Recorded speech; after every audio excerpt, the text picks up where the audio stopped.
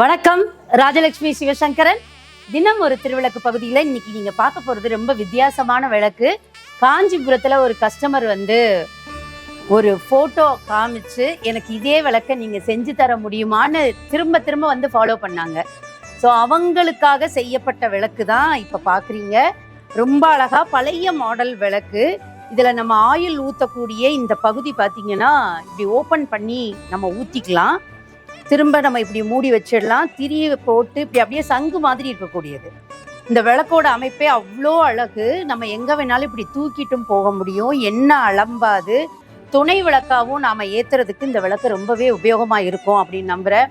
கார்த்திகை தீப டைம்ல அல்லது ஒரு விளக்கேத்துற ஃபங்க்ஷன்ல கூட நம்ம விளக்கேத்துறதுக்கு துணை விளக்கா இந்த விளக்கை யூஸ் பண்ணலாம். ரொம்ப அழகா இருக்கும். ஏன்னா எண்ணெய் வலியாது. நம்மளே இங்க விளக்கு ஏற்றும் போது வலியும் நிறைய, அது வலியாது. இதுல இருக்கக்கூடிய இந்த கார்விங் அவ்வளோ அழகு. அது மாதிரி அதை வெறுமனே தரையிலேயே வைக்க தேவையில்லை. இதுலேயே ஒரு சின்னதா 4 பக்கத்துலேயும் ஒரு சின்னதா ஸ்டாண்டு மாதிரி கொடுத்துருக்காங்க. ஸோ அது அந்த ஸ்டாண்ட்லேயே அது அவ்வளோ அழகா நிற்கும். ரொம்ப அழகா இருக்கு. இதே விளக்கு பிளைனாகவும் எனக்கு அந்த கார்விங் எல்லாம் வேண்டாம் அப்படின்னா இந்த பிளைனாகவும் நீங்க இந்த விளக்கு எடுத்துக்கலாம். ரொம்ப அழகு. ரெண்டுமே பழைய மாடல் விளக்கு இப்போ புதுசா ரீக்ரியேட் பண்ணியிருக்கோம்.